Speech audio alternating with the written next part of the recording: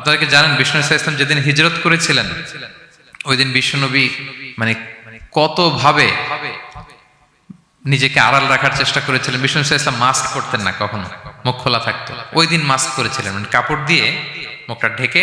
আল্লাহ যখন বললেন আজ রাতে হিজরত হবে, রাসূল সাল্লাল্লাহু আলাইহি ওয়াসাল্লাম দুপুরবেলা বেরোলেন আবু বকরকে জানানোর জন্য। তিনি দুপুরবেলাও কখনো বেরোতেন না। ওয়াক্তাল কাইলুলা, এটা রাসূল সাল্লাল্লাহু আলাইহি ওয়াসাল্লামের বিশ্রামের সময় ছিল। বা'দা যাহিরা, জোহরের পরে বিশ্রাম নিতেন। প্রচন্ড গরম, আরব দেশের লোকেরা বেরোতো না তখন, রাসূল সাল্লাল্লাহু আলাইহি ওয়াসাল্লাম বেরোতেন না। ওই দিন তিনি ওই টাইমে বেরোলেন যাতে কেউ না দেখে, নাম্বার 1। নাম্বার 2, উনি সবসময় খোলা মুখে বেরোন, ওই দিন তিনি মুখ ঢেকে বেরোলেন যাতে দূর থেকে কেউ দেখলেও একটা গ্ল্যান্সে টের না পায় এটা মুহাম্মদ। আচ্ছা, নাম্বার 3, আবু বকর রাদিয়াল্লাহু তাআলার কাছে যেয়ে বলেন, আবু বকর যারা ঘরে আছে একটু বের করো, খুব কনফিডেন্সিয়াল একটা কথা। আবু বকর বললেন, ইয়া রাসূলুল্লাহ, এটা তো আপনার পরিবার, মানে বিয়ে হয়ে গেছে অলরেডি আয়েশা রাদিয়াল্লাহু তাআলার সাথে, এখনো সংসার হয়নি, তো আপনার পরিবার, তারপর আসমা, এরা বলছে আচ্ছা তাহলে ঠিক আছে। আবু বকর বললেন, ইয়া রাসূলুল্লাহ বলেন। আল্লাহ রাসূল বললেন, আল্লাইলা, সংক্ষেপে, মেসেজ কিন্তু সংক্ষেপে দিতে হয়। বললেন আল্লাইলা, আজ রাতে। তখন বললেন যে রাসূলুল্লাহ আমি কি সাথে থাকবো? হ্যাঁ সাথে থাকবে তুমি। তো আগে ইঙ্গিত পেয়ে অনেক আগেই একটা উটকে আবু বকর রাদিয়াল্লাহু তাআলা আনহু ঘাস খাওয়াচ্ছিলেন, পানি খাওয়াচ্ছিলেন, নাদুস নুদুস করছিলেন। তো ওই রাতেই বের হয়ে গেলেন। এবার আবু বকর রাদিয়াল্লাহু তাআলা আনহু কতটুকু প্ল্যান করলেন দেখেন। উনি ওনার ছেলে আব্দুল্লাহকে বললেন, তুমি মক্কার বাজারে আমরা যে মিসিং, আমরা যে নাই, আজকে রাতে তো আমাদেরকে হত্যা করতে আসবে, কে কি বলতেছে এসে ওই গারে সাউরে তুমি এসে বলে যাবা। এটা হচ্ছে আবু বকর রাদিয়াল্লাহু আনহুর প্ল্যানিং। এই যে প্ল্যানিং যে কত দরকার, বড় কাজের জন্য যে প্ল্যানিং লাগে। রাসূল সাল্লাল্লাহু আলাইহি ওয়াসাল্লাম প্ল্যান করছে কিভাবে? দুপুরে বেরোইছেন, মুখ ঢেকে বেরোইছেন, সবার সামনে বলতে চাচ্ছেন না, শর্ট ওয়ার্ড দিয়ে বলে ফেলতেছেন।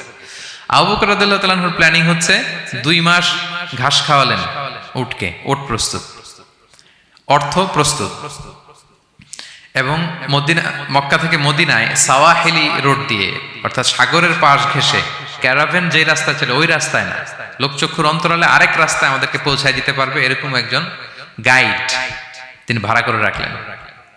ছোট্ট ছেলে আব্দুল্লাহকে বলেন, আব্দুল্লাহ আমরা যখন গারে সাউরে 3 দিন থাকবো, তুমি সকালবেলা মদিনার মক্কার বাজারে ঘুরবা, কে কি বলে আমাদের ব্যাপারে, আবু বকর মুহাম্মদ নিয়ে কে কি বলে এসে আমাদেরকে শোনাবা। তো ছোট্ট ছেলে আব্দুল্লাহ যখন এই তথ্য দিয়ে যাবে, আব্দুল্লাহর ফুটপ্রিন্ট থাকবে না, বের হয়ে মরুভূমি দিয়ে হেঁটে গারে সাউর, আবার হেঁটে, তো ফুটপ্রিন্ট কেউ ফলো করলে তো সোজা আল্লাহ রাসূল এবং আবু বকর কাছে পৌঁছে যাবে। উনি প্ল্যান বিও করে রাখলেন যে আব্দুল্লাহ যখন আমাদেরকে ইনফরমেশন পৌঁছে চলে আসবে, তিনি আরেকজনকে ঠিক করে রাখলেন যে তুমি আমার ছাগলগুলো ওই রাস্তায় একটু চড়াবা, তখন ছাগলের ফুটপ্রিন্ট থাকবে, ছোট্ট আব্দুল্লাহর পায়ের যে ছাপ ফুটপ্রিন্ট ওইটা আর থাকবে না। সুবহানাল্লাহ বিহামদি, কি প্ল্যান! ঠিকই আব্দুল্লাহ যেত, ফুটপ্রিন্ট পড়তো, এরপর তার রাখাল এসে ছাগল চড়াতো ওখানে, ফলে এখন শুধু ছাগল হাঁটার দাগ, ছোট্ট বাচ্চার আর দাগ নেই। এভাবে ওনারা হিজরত করেছেন, এরপরে তাওয়াক্কুল করেছেন আল্লাহর উপর। আর আমরা বলি যা করে আল্লাহ, আল্লাহর উপর তাওয়াক্কুল করলাম, এরকম বলি না? যা হবে হবে, এটা তাওয়াক্কুল হয়েছে? আমরা টিপিক্যাল বাঙালি মুসলমানরা কি বলতাম? আমি আল্লাহর নবী, আমি কাফিরদের নাকের ডগার উপর দিয়ে যাব, দেখি কে ঠেকায়, কার শক্তি বেশি, কুরাইশদের শক্তি বেশি না আল্লাহর শক্তি বেশি, এরকম বলতাম না?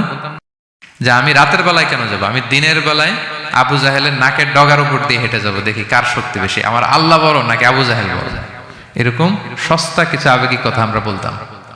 কিন্তু বিষ্ণু ঈসা ইসলাম কিরকম প্ল্যানিং করেছেন দেখেন, ওনার রোলটা উনি প্লে করেছেন, এবং সব শেষে ভরসা করেছেন কার উপর? আল্লাহ তাআলার উপর। তাহলে প্ল্যানিং, বড় কাজ করতে হলে আপনাকে প্ল্যানিং লাগবে।